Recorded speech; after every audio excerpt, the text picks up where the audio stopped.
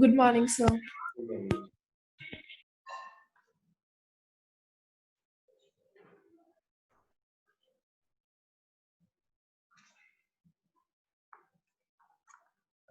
Good morning.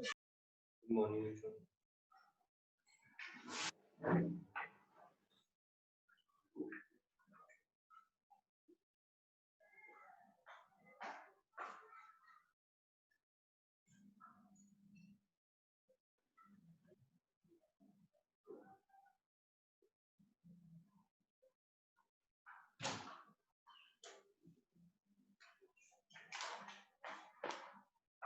Yes, students.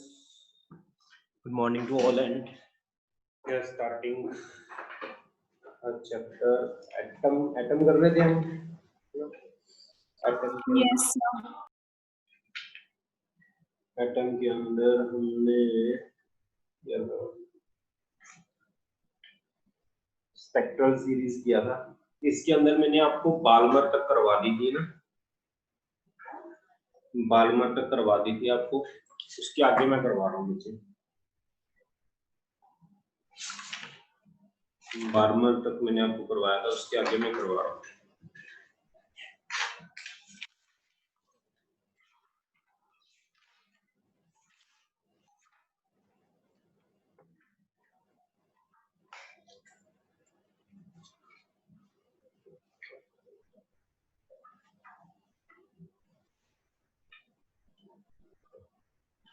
बच्चे Balmer के अंदर ना एक तो क्वेश्चंस आते हैं. कौन कौन से क्वेश्चंस आते हैं मैं आपको बता देता हूँ.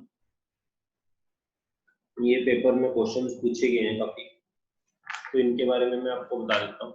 बाल्मर के अंदर याद रखना स्पेशली, अगर तुम्हें पता है बाल्मर क्या होता था. बाल्मर के अंदर, बाल्मर सीरीज के अंदर क्या होता था. N1 कितना होता था बच्चे? 2. N2 कितना होता था? 3, 4, 5 अप टू 4. यही था. अब बाल्मर के लिए इसमें ये आगे फर्दर डिवाइडेड है. H alpha, H beta, H gamma series में. इनमें H अल्फा क्या होती है? H अल्फा का मतलब होता है, याद रख लो, N1 की वैल्यू 2, N2 की वैल्यू 3.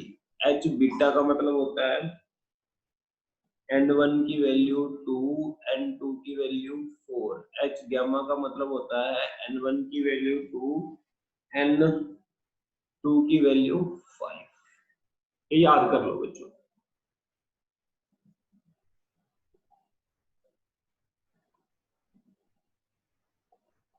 यहाँ तक याद कर लोगे सभी? हाँ जी बच्चों, यहाँ तक सभी बच्चे लर्न कर लेंगे. Yes, sir. Okay. H alpha की जो वैल्यू होती है ये भी याद कर लो. H अल्फा की जो वैल्यू होती है, H अल्फा में इज ऑफ वेवलेंथ. वेवलेंथ जो होती है H, इसको मैं लिखूंगा H अल्फा की जो वेवलेंथ होती है बच्चे, वो होती है 6569 एंगस्ट्रॉम. H बीटा की और H गामा की जो वेवलेंथ होती है लर्न कर लो आप. ये ना स्टैंडर्ड न्यूमेरिकल्स पूछे गए हैं सीधा डायरेक्ट इसमें, तो इसलिए मैं आपको ये बता रहा हूँ. ये रिजल्ट बाल्मर के लिए लर्न कर लो. बाल्मर के बाद क्या आता है बच्चों? Persian series. थर्ड लिख लो, पार्शियन सीरीज. पार्शियन सीरीज के लिए क्या होगा कोई बताएगा? हाँ जी बच्चों, क्वेश्चन के लिए क्या होएगा कोई बताएगा? N13 क्या बच्चे? N13 हाँ, N2 4 5 6 and 7 N2 कितना होगा? 4 4 5 6 5 6 अप टू 100 ऑन। यस लिखो क्वेश्चन के लिए।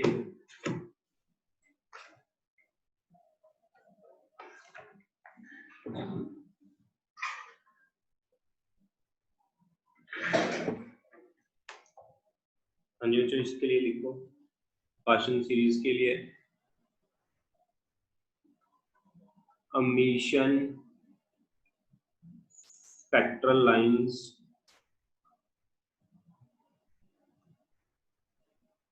corresponding to the transition of electron from higher energy level।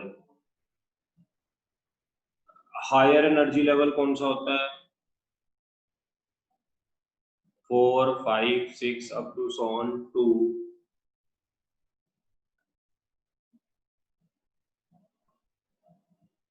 Third energy level. Third energy level, third energy level कौन सा होता है बच्चे? N1 is equal to 3।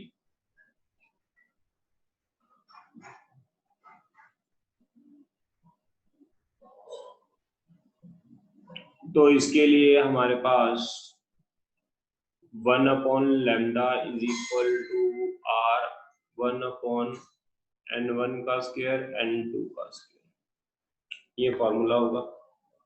और लैम्डा मैक्सिमम क्या होगा बच्चे? लैम्डा मैक्सिमम के लिए N1 कितना होगा बताओगे? लैम्डा मैक्सिमम के लिए N1 कितना होगा? 3। N2 कितना होगा बच्चे लैम्डा मैक्सिमम के लिए? बोलो N2 4। तो लैम्डा मैक्सिमम आ जाएगा बच्चे 18747 एंगस्ट्रॉम। अच्छा, लैम्डा मिनिमम के लिए बताओ N1 कितना होगा बच्चे?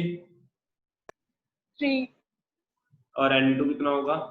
infinity infinity. Lambda minimum is equal to 8202 angstrom.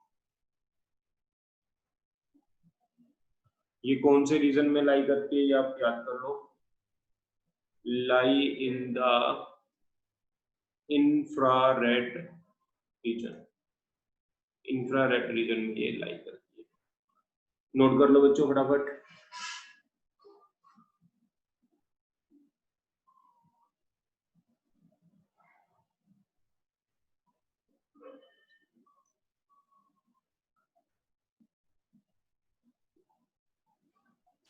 रब कर दूं?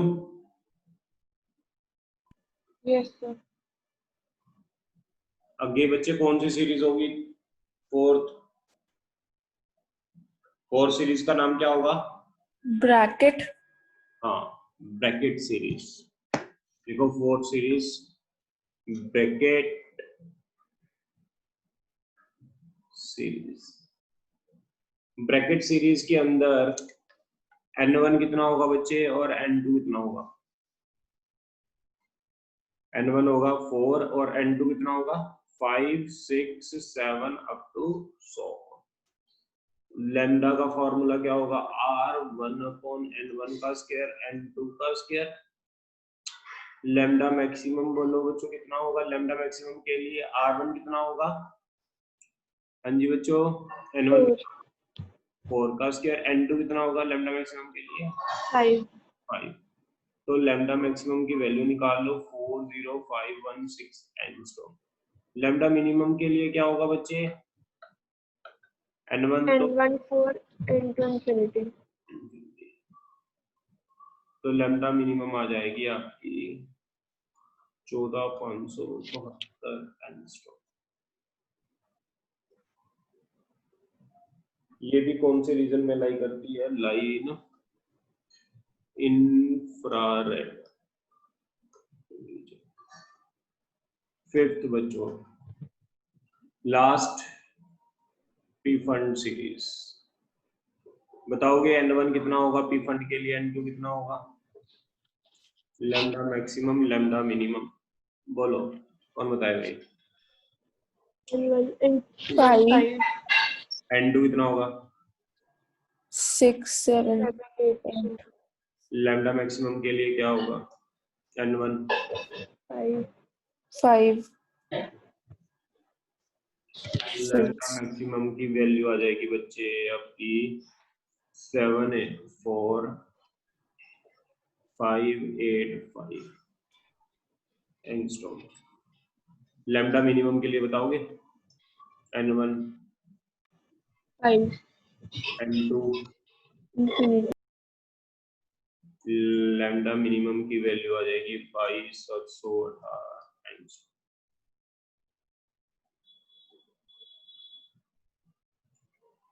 फटाफट नोट कर लो बच्चों, ये लाई इन कौन से रीजन में लाई करती है? पी फंड कौन से रीजन में लाई करती है? हाँ जी बच्चों, पी फंड कौन से रीजन में लाई करती है? इंफ्रारेड।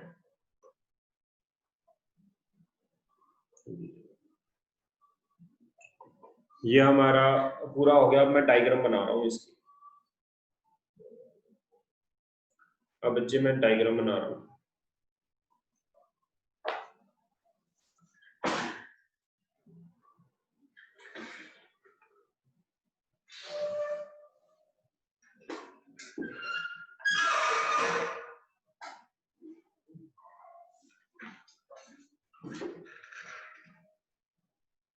नोट कर लो फटाफट, मैं रब कर रहा हूँ इसके बाद।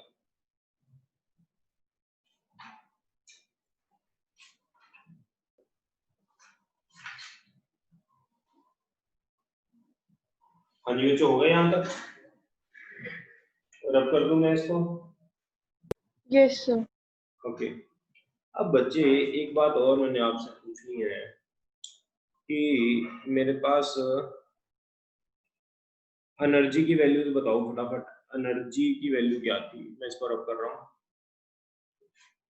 एनर्जी का फॉर्मूला क्या होता था?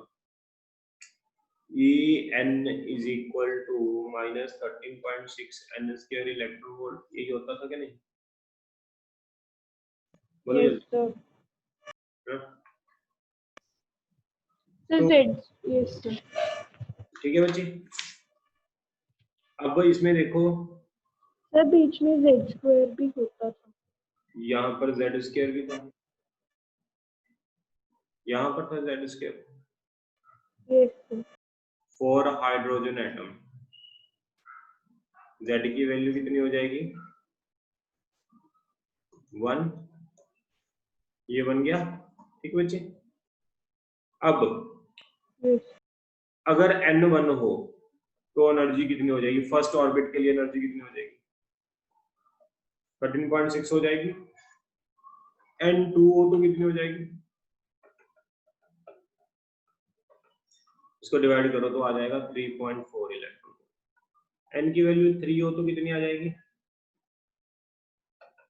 13.6 3 का स्क्वायर करेंगे तो 1.51 electron.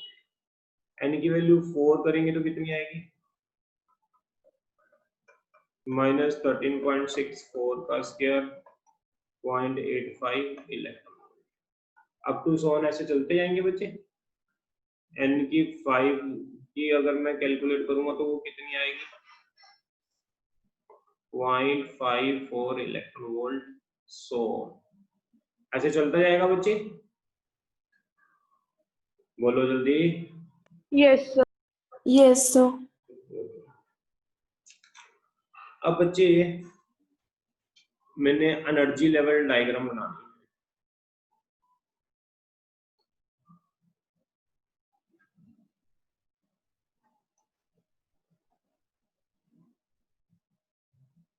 Spectral series of hydrogen है। Energy level diagram for spectral series of hydrogen atom. अब देखना, ये n की वैल्यू 1 के लिए, फिर n की वैल्यू 2 के लिए, फिर n की वैल्यू 3 के लिए, स्पेस कम होता जाएगा, फिर n की वैल्यू 4 के लिए, फिर n की वैल्यू 5 के लिए, फिर n की वैल्यू 6 के लिए, फिर n की value up to so on infinity के लिए। अच्छा बच्चों, सबसे पहले मुझे बताओ लेमन सीरीज क्या होती थी? जब इलेक्ट्रॉन कहां से जंप करे बच्चे, कहां पर जंप करे? फर्स्ट में आए, चाहे वो सेकंड से आए, चाहे वो थर्ड से आए, चाहे वो फोर्थ से आए, चाहे वो फिफ्थ से आए, अप टू सो ऑन, कहीं से भी आए वो इलेक्ट्रॉन, तो कौन सी सीरीज होती थी बच्चे? Lyman series. लेमन सीरीज बोलते हैं। अच्छा बच्चों, अगर इलेक्ट्रॉन आए सेकंड ऑर्बिट में जंप करे, अगर इलेक्ट्रॉन जंप करे सेकंड ऑर्बिट में, तो अगर मैं आपको कहूं इलेक्ट्रॉन जंप करे सेकंड ऑर्बिट में, कहां से? इन्फिनिटी से आए, चाहे यहां से आए, किसी भी ऑर्बिट से फर्स्ट ऑर्बिट में अगर सेकंड ऑर्बिट में अगर जंप करता है, तो ये कौन सी सीरीज होती है बच्चे? बोलो। Balmer series. अच्छा फिर बताओ, इलेक्ट्रॉन इन्फिनिटी से आए, चाहे थर्ड में आए, चाहे सिक्स से आए, चाहे फिफ्थ से आए, चाहे फोर्थ से आए, तो कौन सी सीरीज होती है बच्चे? बोलो, ये कौन सी सीरीज होती है? Paschen series. Very good. Electron jump करके आए बच्चे फोर्थ में, चाहे सिक्स से आए, चाहे फिफ्थ से आए, तो कौन सी सीरीज होती है? Bracket. Brackett series. Electron jump करे बच्चों, जंप करके आए फिफ्थ में, चाहे इन्फिनिटी से आए, चाहे सिक्स से आए, तो कौन सी सीरीज होती है? P fund.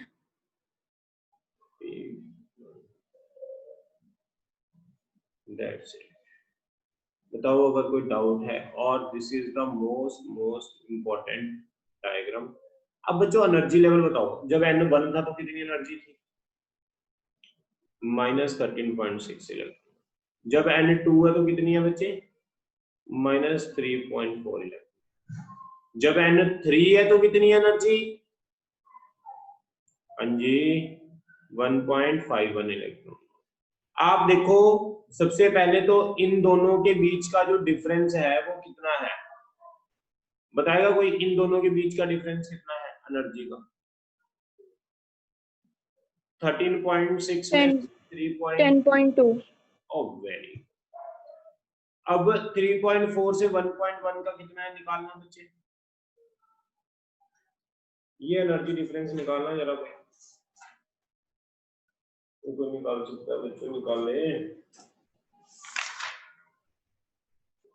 नहीं, हाँ जी बच्चों बोलो। चलो ये ना निकालो, ये निकाल दो, ये पूरे का निकाल दो। 13.6 में से 1.1 माइनस कर दो तो ये कितना आ जाएगा? 12.1। अच्छा ये 3 के लिए, ये 4 के लिए कितना था? -0.85 इलेक्ट्रॉन वोल्ट। 5 के लिए कितना है बच्चे?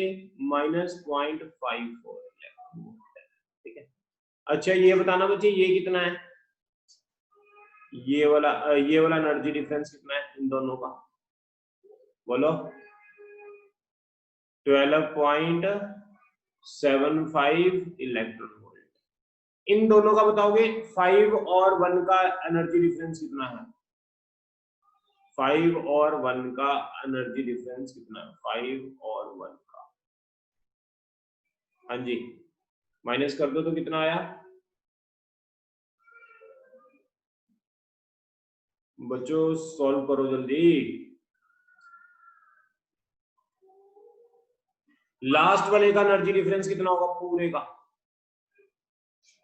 ये 13.6 में से इंफिनिटी माइनस कर दो तो कितना बचेगा? 13.6 इलेक्ट्रॉन वोल्ट बचेगा।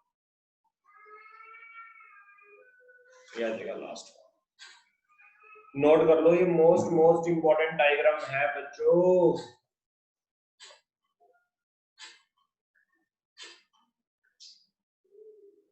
हो गई नोट? डायग्राम आप लोगों ने नोट कर ली? Yes, sir.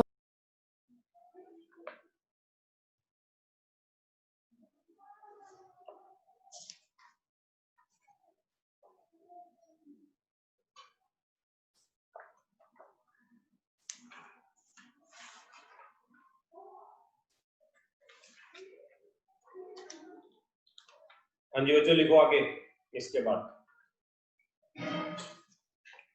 रब कर दूं इसको?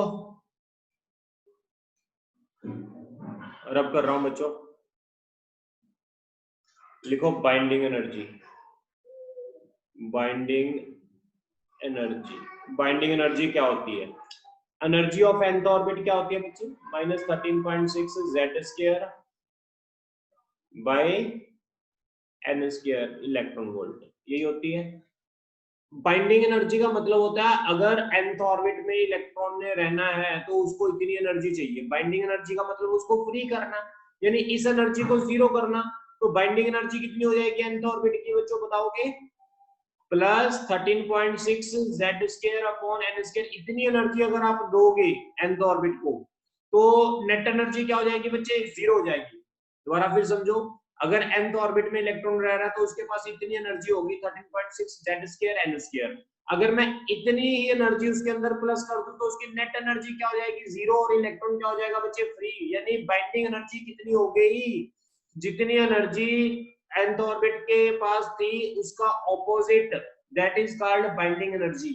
लिखो minimum energy which is required to free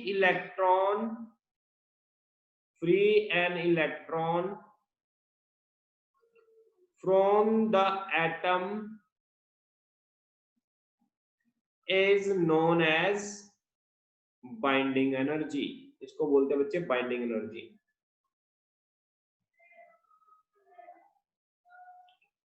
if given energy is more than binding energy, then excess energy is converted into kinetic energy of free electron। अगर एनर्जी बच जाती है इलेक्ट्रॉन बाहर आने के बाद तो वो एनर्जी किस में यूज हो जाती है बच्चों? काइनेटिक एनर्जी में यूज हो जाती है। एक क्वेश्चन है, एक इलेक्ट्रॉन के पास काइनेटिक एनर्जी है 5 जूल, पोटेंशियल एनर्जी है -10 जूल, बाइंडिंग एनर्जी बतानी है कितनी होगी। एक इलेक्ट्रॉन है बच्चे, वो घूम रहा है न्यूक्लियस के अराउंड, स्पीड v से, उसके पास काइनेटिक एनर्जी भी दी हुई है, पोटेंशियल एनर्जी भी दी हुई है, तो बाइंडिंग एनर्जी बतानी है कितनी होगी। कोई बच्चा बता सकता है इसकी बाइंडिंग एनर्जी कितनी होगी? सबसे पहले हम क्या निकालेंगे बच्चों? Total energy. वो क्या होता है? Kinetic energy plus potential energy. Kinetic energy कितनी है? 5 जूल, पोटेंशियल एनर्जी 10 जूल, तो एनर्जी टोटल कितनी आ गई बच्चों? -5 जूल। ये इलेक्ट्रॉन के पास एनर्जी है। अब बाइंडिंग एनर्जी बता सकता है कोई कितनी होगी? हाँ जी बच्चों, इलेक्ट्रॉन के पास इतनी एनर्जी है, बाइंडिंग एनर्जी कितनी होगी? 5 जूल। Oh, very good. क्योंकि बाइंडिंग एनर्जी का मतलब इलेक्ट्रॉन के पास एनर्जी हमने जीरो करनी है, फ्री करना है। अब इसको अगर फ्री करना है, एनर्जी जीरो करनी है, एनर्जी उसके पास -5 है, तो +5 ऐड कर दो तो एनर्जी जीरो बन जाएगी। This is called binding energy. Note कर लो फटाफट। यस बच्चों, जल्दी से नोट कर लो।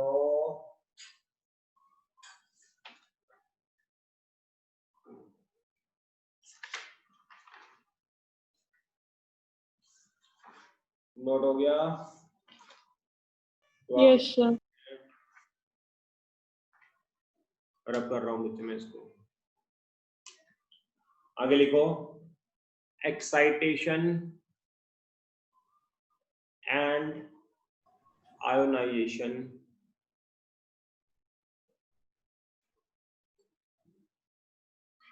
Energy. Excitation and ionization energy.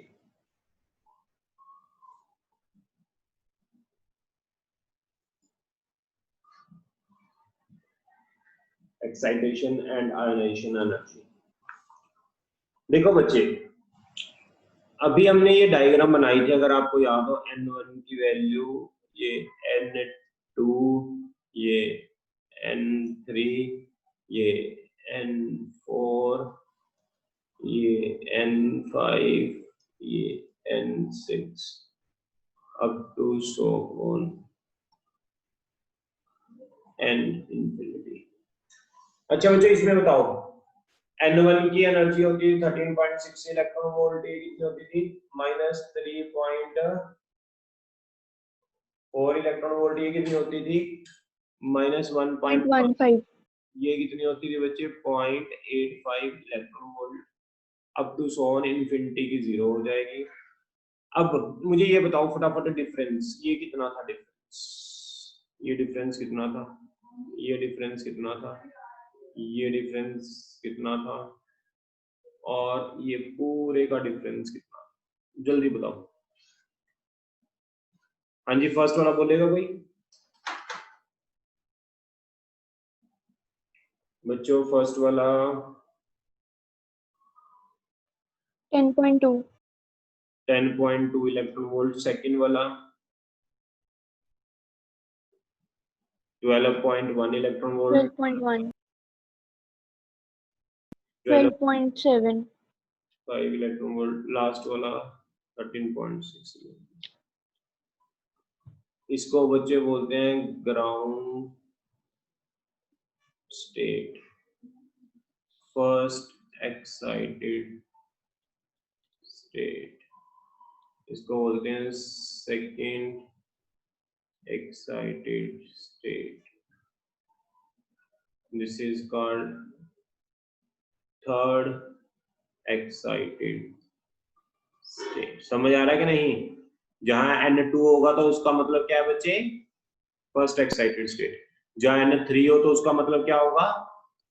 Second excited state. जहां N4 हो तो उसका मतलब क्या होगा? Third excited state. अब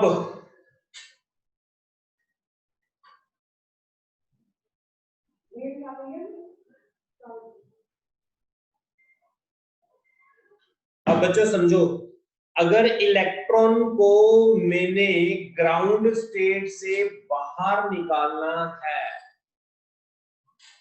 समझो बच्चों जो मैं बात आपको समझा रहा हूं, अगर इलेक्ट्रॉन को मैंने ग्राउंड स्टेट से बाहर निकालना है तो जितनी एनर्जी चाहिए उसको बोलते हैं बाइंडिंग एनर्जी। लिखो,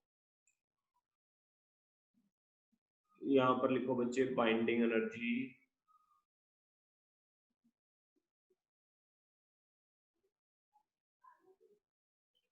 बाइंडिंग एनर्जी, बाइंडिंग एनर्जी को कौन सी एनर्जी होती है बच्चे? When electron is removed from when electron is removed from ground state, then minimum energy required is called as ionization energy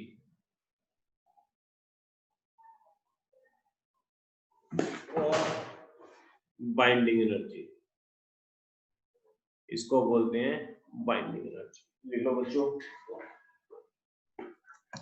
और binding energy.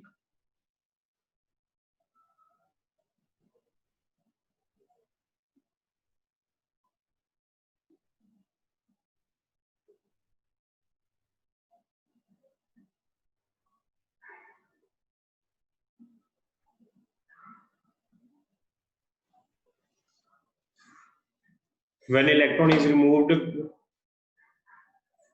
ground state, then minimum energy required is called ionization energy or binding energy. Ground state लिख लेना, 4 hydrogen atom, 4 hydrogen, क्योंकि hydrogen के लिए n की value 1 होती है बच्चे, हाइड्रोजन के लिए n की वैल्यू 1 होती है। बाकियों के लिए कहीं से भी इलेक्ट्रॉन को रिमूव करना हो, अगर इलेक्ट्रॉन को किसी एटम से बाहर निकालना है तो मिनिमम एनर्जी जो रिक्वायर्ड होती है बच्चे, उसको बाइंडिंग एनर्जी बोलते हैं। ध्यान रखो, बाइंडिंग एनर्जी का मतलब इलेक्ट्रॉन को एटम से बाहर निकालना है, चाहे वो किसी भी ऑर्बिट में हो, चाहे वो n2 में हो, चाहे वो n3 में हो, चाहे वो n4 में हो, चाहे वो n5 में हो, चाहे वो n इंफिनिटी में हो, तो उसको बाइंडिंग एनर्जी बोलते हैं। लेकिन हाइड्रोजन के लिए तो इलेक्ट्रॉन ग्राउंड स्टेट में ही होगा, क्योंकि फर्स्ट स्टेट में इलेक्ट्रॉन होता है। यस बच्चों, इलेक्ट्रॉन के हाइड्रोजन के पास एक ही इलेक्ट्रॉन होता है, तो वो कहां पर होगा? ऑब्वियसली ग्राउंड स्टेट में ही होगा। तो हाइड्रोजन के लिए ग्राउंड स्टेट से इलेक्ट्रॉन निकालने के लिए जितनी एनर्जी चाहिए, that energy is called binding energy. Otherwise binding energy is the energy required to eject electron from the outer most shell of the atom. किसी भी आउटर मोस्ट शेल से electron को बाहर निकालने के लिए एनर्जी की जो रिक्वायरमेंट होती है, उस एनर्जी को बाइंडिंग एनर्जी बोलते हैं। अब मैं आपको दोबारा समझा रहा हूं अगली energy, that is called excitation energy. It is different from the ionisation energy. Excitation का मतलब होता है अगर इलेक्ट्रॉन को एक ऑर्बिट से दूसरे ऑर्बिट में एक्साइट करवाना है, मान लो इलेक्ट्रॉन को मैंने n1 से n2 में लेकर आना है, n1 से n3 में लेकर जाना है, n1 से n4 में लेकर जाना है, n1 से n5 में लेकर जाना है। अगर इलेक्ट्रॉन को लोअर ऑर्बिट से हायर ऑर्बिट में एक्साइट करवाना है तो जितनी एनर्जी रिक्वायर्ड होती है, that energy is called excitation energy. अब बच्चों मुझे ये बता सकते हो एक्साइटेशन एनर्जी n1 से 2 में जाने के लिए कितनी होगी? कोई बच्चा बता सकता है? एक्साइटेशन एनर्जी n1 से 2 में जाने के लिए कितनी होगी? 1 से 2 में जाने के लिए कितनी एनर्जी चाहिए बच्चे? 10.2 इलेक्ट्रॉन वोल्ट चाहिए। तो लिखो excitation energy, energy which is required to excite an electron from ground state to higher state is called as excitation energy। इसको बोला जाता है एक्साइटेशन एनर्जी। अगर कोई डाउट है तो बच्चों पूछ सकते हो आप, एक्साइटेशन एनर्जी क्या है, आयनाइजेशन एनर्जी क्या है। हाँ जी बच्चों, समझ आ गया? Yes sir. आगे चले बच्चों।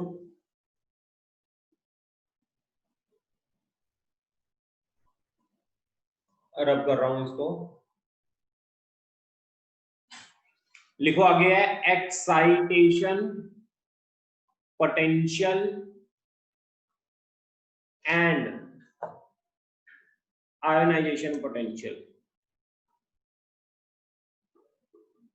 Excitation potential and ionisation potential.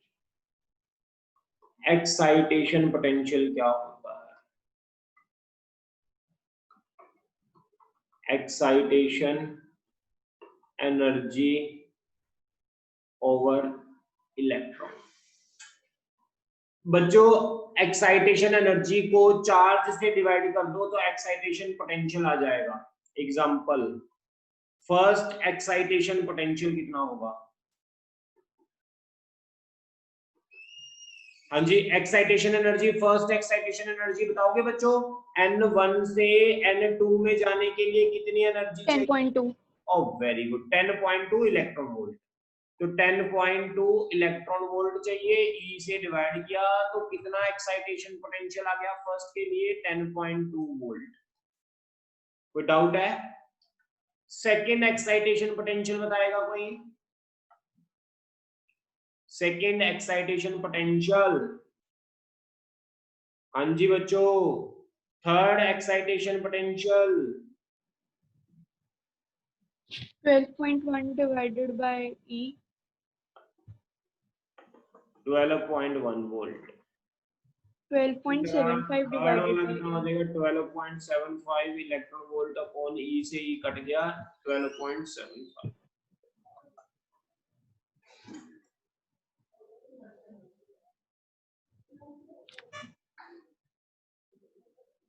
Note कर लो बच्चों।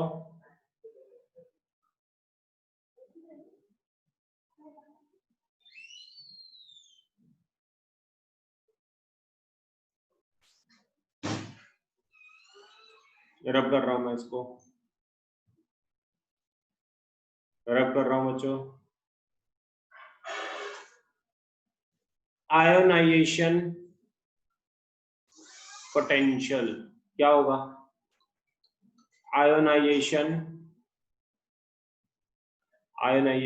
Potential, ionisation energy upon charge. तुम्हें पता है आयोनाइजेशन एनर्जी कितनी होती है बच्चों?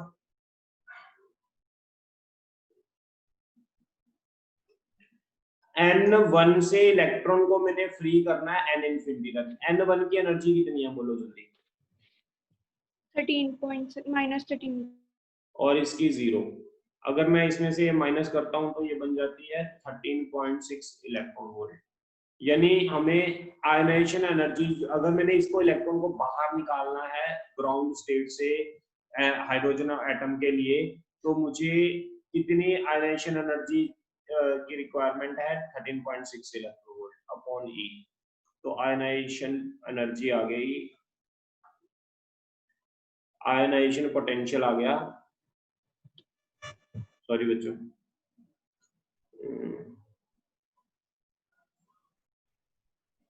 आयनाइजेशन पोटेंशियल कितना आ जाएगा? इसको कट नहीं करना, इसमें वैल्यू पुट करके कट करो।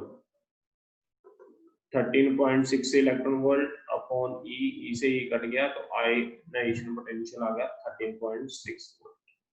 ये आयनाइजेशन एनर्जी होती है हमारे। यस, किसी को कोई डाउट है तो पूछ सकते हो। हाँ जी बच्चों,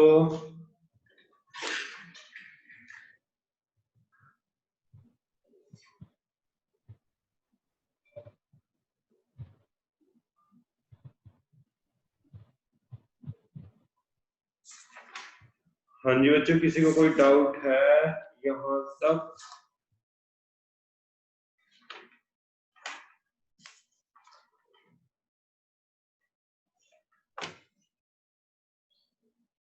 रब कर रहा हूं मैं इसको। Drawbacks of Bohr model. Bohr model के क्या क्या ड्रॉबैक्स थे? Explain spectrum of only hydrogen atom and hydrogen like species। इसने बच्चे हाइड्रोजन एटम के स्पेक्ट्रम को बताया था, hydrogen like species. Example helium positive, helium अगर पॉजिटिव एक इलेक्ट्रॉन छोड़ दे तो वो हाइड्रोजन बन जाता है। तो इनके बारे में ही ये बता पाया और किसी के बारे में नहीं बता पाया। दूसरा, no proof for quantisation of angular momentum. Angular momentum के बारे में इसने कोई प्रूफ नहीं दिया।